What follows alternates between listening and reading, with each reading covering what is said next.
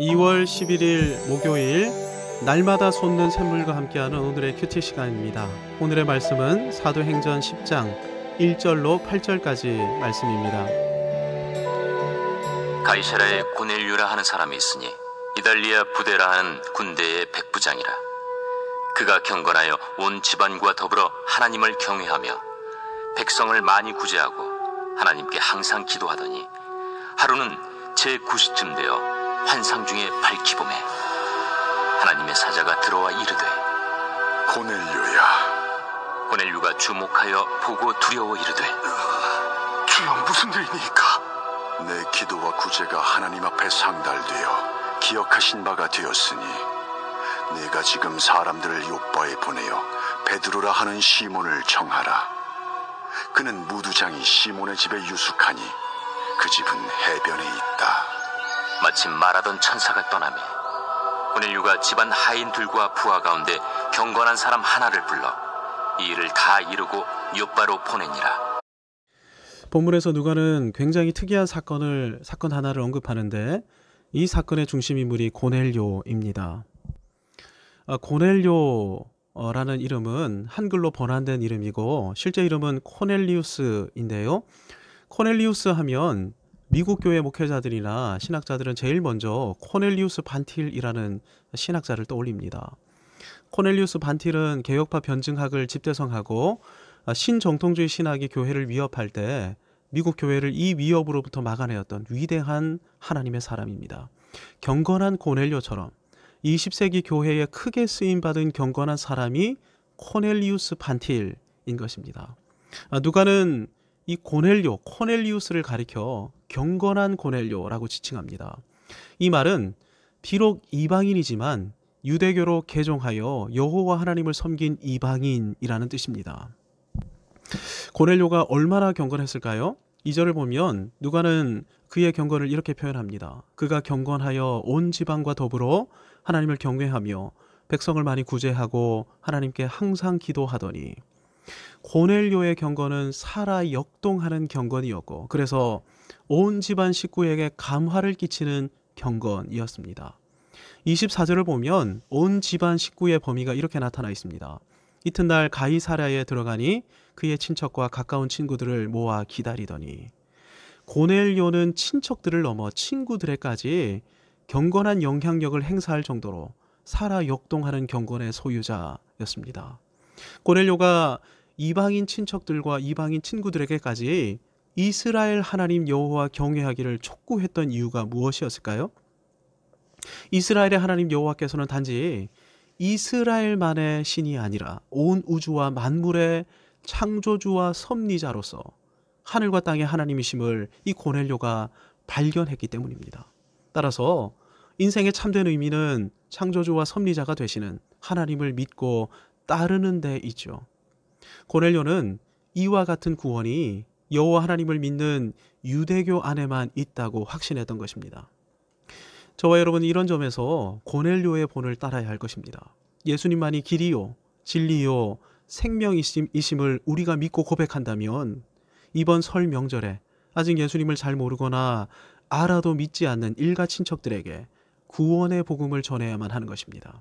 고넬료처럼 온 집안과 더불어 하나님을 경외하는 저와 여러분이 되기를 바랍니다. 특별히 교회에서 나눠드린 가정예배 순서지를 가지고 일가 친지들과 함께 만왕의 왕이 되시는 성삼위 하나님을 예배하고 경배하시기 바랍니다.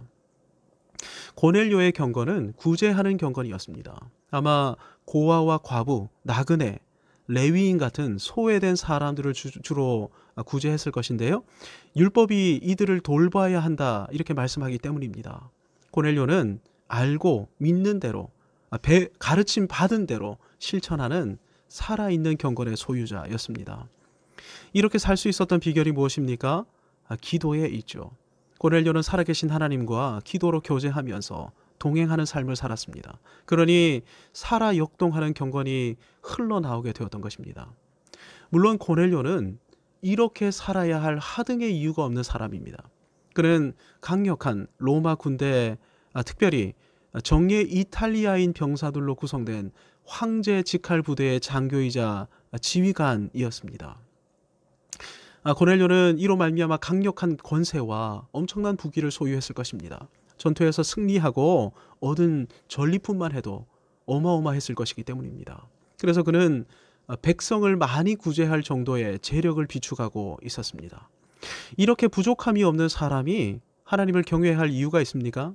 네, 심령이 가난해지는 특별한 은혜를 맛보지 못했다면 고넬료는 결코 로마의 속국의 신으로 여겨졌던 여호와 하나님을 경외하며 섬기지 않았을 것입니다. 무엇보다 당시 로마 군대는 황제 가이사를 향한 절대 충성 맹세를 당연시했습니다. 그래야 황제를 위해 목숨 걸고 싸울 수 있기 때문인데요. 이 맹세대로라면 가이사 아닌 다른 누군가에게 충성을 맹세하는 일이란 있을 수가 없었습니다.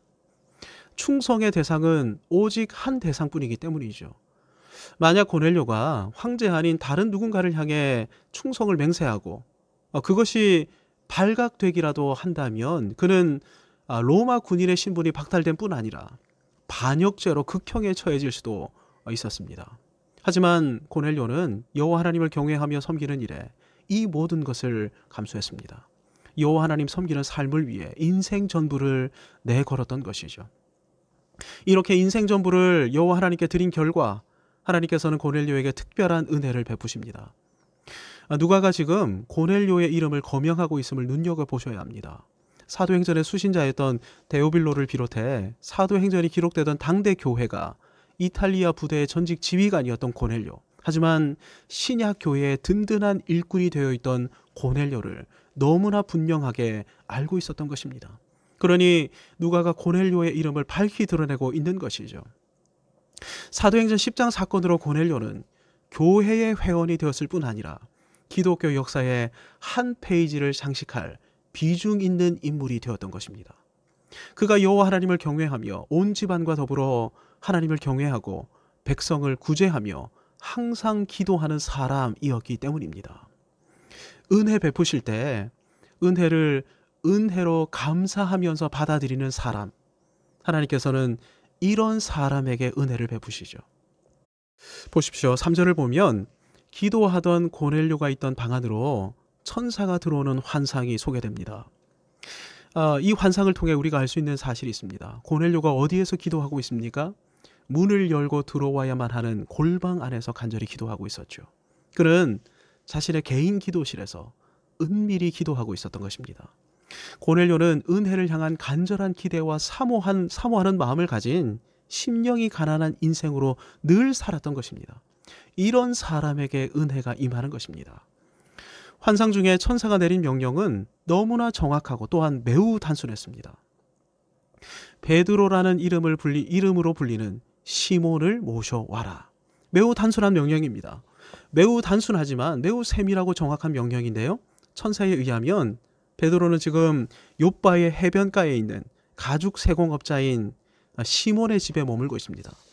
비록 환상이었음에도 천사를 통해 들려주신 성령님의 음성은 너무나 생생하고 정확했던 것이죠. 하지만 가이사랴에서 욥바까지는 직선으로만 50km가량이나 되었습니다. 지금도 그렇지만 자동차가 다니는 고속도로나 일반 도로가 아닌 그냥 오솔길 같은 인도는 모두가 지형을 따라 굽이굽이 돌아가게 돼 있습니다. 직선 50km를 걸어서 간다면 적어도 70에서 80km는 떨어져 있었을 것입니다. 이 거리를 베드로를 모시러 갔다가 또 모시고 온다? 어마어마한 거리와 시간이 소요되었을 것입니다. 환상 하나만 보고 이 먼 거리를 가서 베드로를 모셔온다. 혹 지금은 무두장이 시몬의 집에 잠깐 베드로가 유숙했을지라도 이동하는 시간 동안 다른 곳으로 움직이게 되면 어떻게 합니까?